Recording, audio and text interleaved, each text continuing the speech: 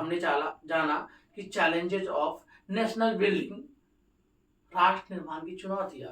तो कैसी कैसी चुनौतियों से हमने पार पाया है, आज हम इसके बारे में जानेंगे। जहां हम जानेंगे कि जब हमारा देश आज़ाद हुआ, हमारा भारत जब आज़ाद हुआ, तो हम सब जानते हैं कि वो आज़ादी किसी बिना बलिदान के, बिना स्वर के हमें नहीं मिली थी। इसके लिए लाखों हमारे वीरों ने बलिदान दिए थे और तब जाके हमें आज़ादी मिली थी। और आज हम आज़ादी के वर्षगांठ के उपलक्ष्य पे हम एक नया आपके बीच में एक वीडियो लेकर के आ रहे हैं और वहां देखेंगे कि कैसे हमारा देश का एक ऐसा दुर्भाग्यपूर्ण बंटवारा हुआ जो नहीं होना चाहिए था। हम देखेंगे कि 15 अगस्त 1947 को किस प्रकार से माउंटबेटन योजना के तहत हमारे देश का बंटवारा हुआ।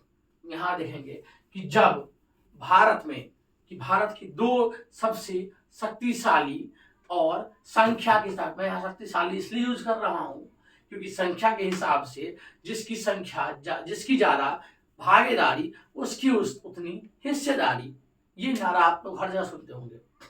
और उस नारा के तहत हमने देखा कि जब देश के दो सबसे ज्यादा संख्या के लोग, हिंदू और मुसलमान, के बीच में ये बात होती है कि ये दोनों साथ नहीं रह सकते हैं, और तब दोनों के साथ नहीं रह सकते हैं तो हमने डिसाइड किया कि हिंदू और मुसलमान जब साथ नहीं रह सकते हैं तो गांधी जी की इच्छा के विपरीत जाकर के देश का बंटवारा हुआ। वो बंटवारा कैसे हुआ, आज हम उसी के बारे में जानेंगे।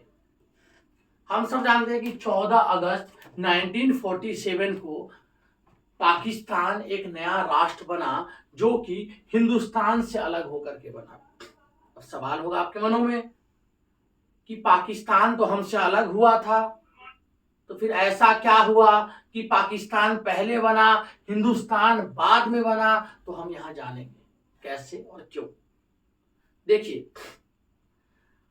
अंग्रेज जाते टाइम तो जा रहे थे, लेकिन कहा जाता है कि कोई जहरीला सांप जब किसी जगह को छोड़ता है तो अपने डंक, अपने विष को छोड़ करके जाता है।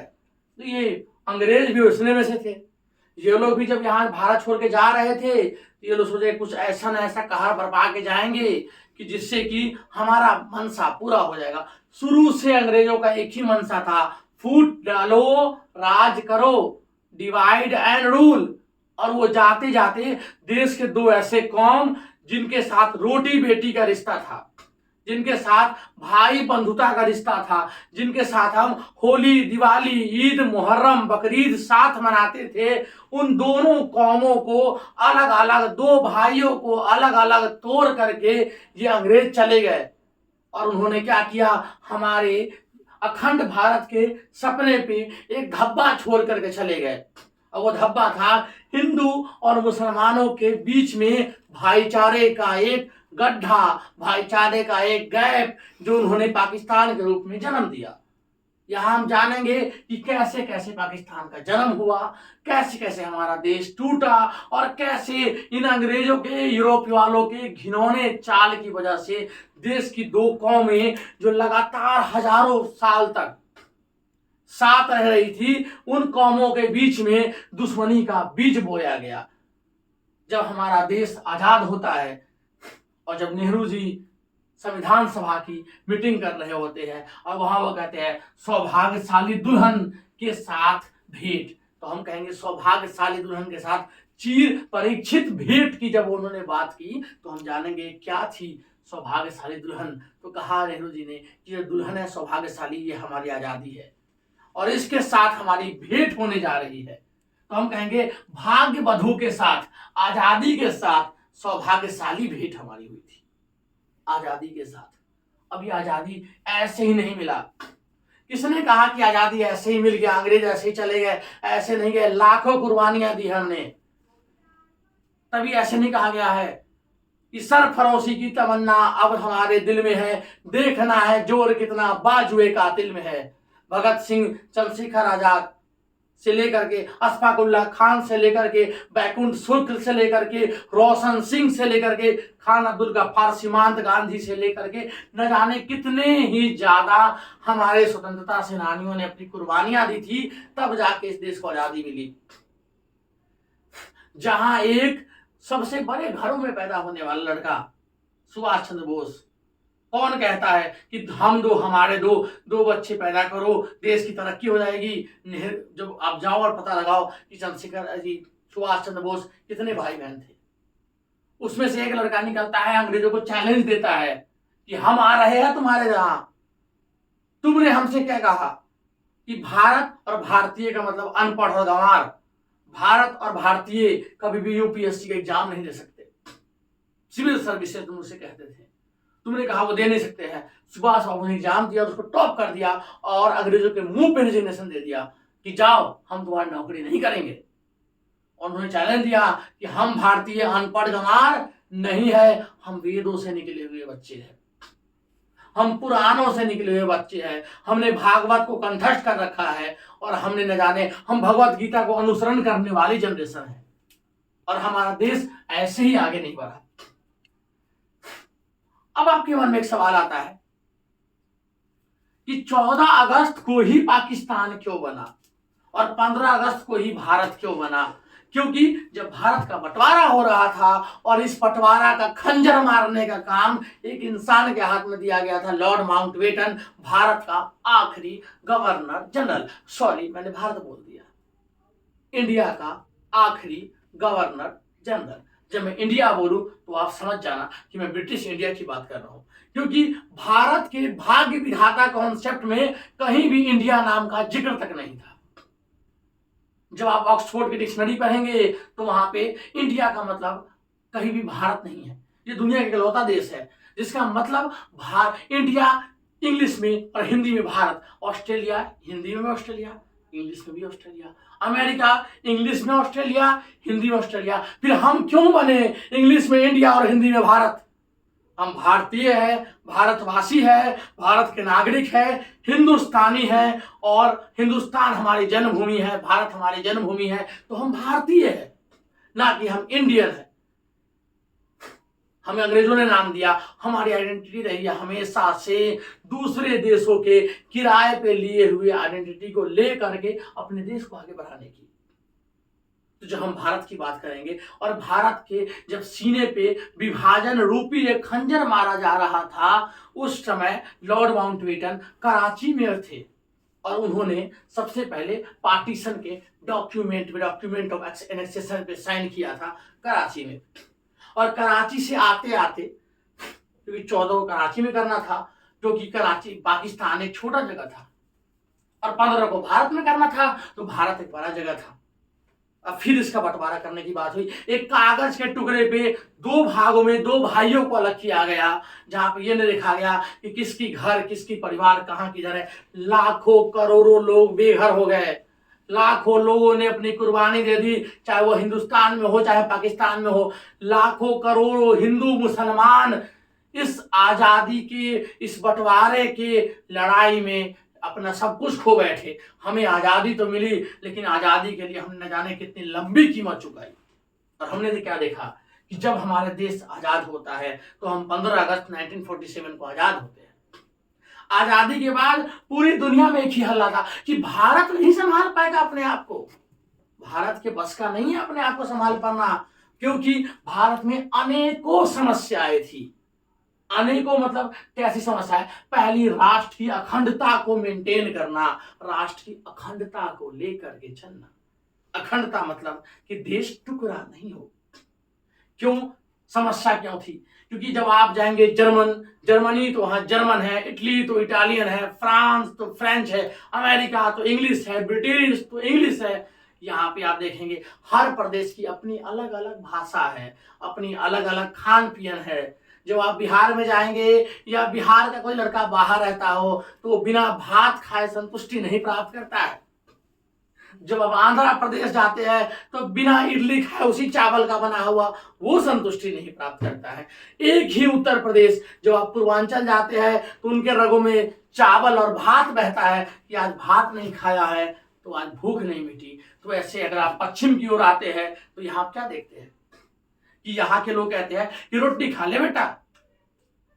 एक ही प्रदेश, एक ही अलग अलग का खान पीन, भाषा, कल्चर, सभ्यता, संस्कृति, रहन सहन, जात पात, लिंग, धर्म, रंग, रग रग से हम लोग अलग अलग तरीकों से, लेकिन कभी तभी कहा गया है कि विविधता में ही भारत की एकता है। Diversity is the power of India. हम डाइवर्स कल्चर के लोग हैं। दुनिया को लगा कि ये अलग हो जाएंगे, इन्हें लगा ये तो रंग में अलग अलग है, ये तो भाषा में अलग अलग है, ये तो वेशभूषा में अलग अलग है। उन्हें नहीं पता था कि हम सब एक है। दुनिया क्या लगा कि आज ये देश आजाद हुआ है, कल ये देश टूट जाएगा। उन्हें क्या पता था कि ये देश है उस तरह से है कि जिस तरह से अलग अलग धातुओं को टूटने के बाद हम क्या करते हैं कि जब सोने से उसकी पिरोई कर दी जाती है तो वो चमक जाता है। ऐसे हम सब अलग अलग धातु है और देश की अखंडता एक सोना है जो हम सबको जोड़ के रखती है। हम बात करेंगे अगली जगह पे कि लोकतंत्र को कायम रखना। भारत ने कभी भी अपने इतिहास में, जब हम हड़प्पा सिविलाइजेशन से बात करें और आज़ादी तक आते हैं तो लगभग हम क्या देखते हैं कि भारत की आज़ादी में 5000 वर्षों की संस्कृति है। उसमें लोकतंत्र को नहीं जान पाए अंग्रेज, क्योंकि उन्होंने किताबों के लिखी बातों को भी गौर से नहीं देखा। शायद उन्हें नहीं पता था कि विश्व को सबसे पहली बार लोकतंत्र बिहार के वैशाली ने दिया था। तो हमने लोकतंत्र का स्वाद चख रखा था, बस उस लोकतंत्र को देश के अलग अलग हिस्सों में जाकर के फैलाना बाकी था। तो उन्हें लगा कि लोकतंत्र कायम में भारत असक्षम हो जाएगा, लेकिन हमने उसमें भी प्रगति पाई, हमने उसमें भी जीत हासिल की। और समाज के सारे समाज की भलाई करना। समाज में एक हिंदू, एक मुसलमान, एक ब्राह्मण, एक ठाकुर, एक जाटव, एक बनिया से नहीं बनता है। समाज का निर्माण कब होता है? जब हिंदू, मुसलमान, सिख, ईसाई, जाटव, बनिया, पासवान, कोयरी, कुर्मी, सिख सब मिलकर के एक समाज में काले, गोरे, लंबे, बूटे, नाटे सब रहते हैं तो समाज की भलाई होती है। और जब हमारे बाबा साहब अम्बेडकर ने समाज की भलाई के लिए संविधान का निर्माण किया तो हमने क्या देखा कि हमने समाज को हर एक तबकों को मिलाया, समाज के हर एक तबकों को एक साथ किया। उनसे गंगा जमुनी तहजीब की हमने सिखाई कि आटा तुम्हारे यहाँ का, सत्तू हमारे यहाँ का, आओ मिल के लिट्टी बनाते हैं, मिल बैठ के आग जलाते हैं क्रांति का, और साथ बैठ के स्वतंत्रता का जश्न मनाते हैं। ये बात यूरोप के लोग कभी नहीं समझ पाए। आखिर देश का बंटवारा क्यों हुआ? क्या देश का बंटवारा एकाएक हुआ था? क्या यह देश का बंटवारा के पीछे कोई गहरी साजिश नहीं थी ये साजिश। सबसे पहले इस साजिश का पर्दाफाश कब होता है? जब 1933 में कैम्ब्रिज यूनिवर्सिटी में रहमत अली नाम के इंसान ने सबसे पहले पाकिस्तान की मांग की थी। यहीं से पाकिस्तान का मांग जोर चला और यह अंग्रेजों की साजिश थी, जहां हम हिंदू और मुसलमान भाइयों को अलग किया गया। बाद के वर्षों में सारे जहां से अच्छा हिंदुस्ता हमारा, हम बुलबुले हैं इसके, ये गुलसिता हमारा नारा देने वाले मोहम्मद इकबाल साहब ने भी जब पाकिस्तान की मांग की, उन्होंने कहा कि हिंदू और मुसलमान एक नहीं रह सकते हैं। और उन्होंने मांग की कि सिंध, बलूचिस्तान, पंजाब और अफगान का इलाका पाकिस्तान बनेगा। और बाकी के वर्षों में हमने देखा कि जब ये तुर पकड़ते जा रहा था और गांधी जी कहीं से भी आगे नहीं थे कि देश का बंटवारा हो। महात्मा गांधी चाहते थे कि ये देश अखंड रहे, कभी इसका बंटवारा नहीं हो। और महात्मा गांधी का एक ही बात मानना था कि अगर देश का बंटवारा हुआ तो वो मेरे लाश पे होके गुजरेगा, अदरवाइज हम देश का विभाजन कभी भी स्वीकार नहीं करेंगे। और आगे के वर्षों में हम देखते हैं कि मोहम्मद अली जिन्ना और महात्मा गांधी के बीच में असहयोग आंदोलन के बाद 1944 में एक पाकिस्तान के मांग पे चर्चा होती है, जो चर्चा विफल रहती है क्योंकि महात्मा गांधी कभी नहीं चाहते कि देश का बंटवारा दे दिया हमें आजादी, बिना खड़ंग ढाल के साबरमती के संग तूने कर दिया कमाल। कभी नहीं चाहते महात्मा गांधी को आपको गाली देना आप दे लो, वो आपकी इच्छा, आपकी मर्जी है, लेकिन गांधी बन के दिखाओ, गांधी की तरह सहनशील बन के दिखाओ, गांधी की तरह आत्मनिर्भर बन के दिखाओ, गांधी की तरह है हिम्मत तो अपने ऊपर के तन से लाखों करोड़ों की प्रॉपर्टी होने के बाद कपड़े उतार के गरीबों को दान करके दिखाओ, तो माने तुम गांधी हो। तो उस गांधी को गाली देने से पहले तुम अपने अंतरात्मा को झांको। और यहां से हमारा देश का बंटवारा होता है। बंटवारा हो गया, सब कुछ हो गया, और यहाँ बात आती है देश को अखंड कैसे रखना है। 565 रियासतें जो सबके पास ब्रिटिश इंडिया ने हुकूमत जारी कर दी थी कि अगर वो चाहे तो भारत में मिले, अगर वो चाहे तो पाकिस्तान में मिले, और अगर वो चाहे तो स्वतंत्र रहे। इन भारत पाकिस्तान के बीच में 565 रियासतों को एक करके, एकीकृत करके एक भारत बनाने का सपना सरदार वल्लभ भाई पटेल ने देखा, और पटेल के सपनों को हमने साकार किया। आगे क्लास में हम जानेंगे कि कैसे कैसे देश की बंटवारा होता है, कैसे कैसे हम रियासतों को मिलाते हैं, और कैसे कैसे हम आगे बढ़ते हैं। अभी के लिए बस इतना ही। आगे आपको कभी भी किसी भी अलग टॉपिक पे लगे कि आपको हमारे परामर्श की आवश्यकता है, हम आपको सेवा दे सकते हैं, तो कृपया कमेंट के द्वारा आप हमें जरूर सूचित करें। आज के लिए बस इतना ही। धन्यवाद। जय हिंद, जय भारत, नमस्कार।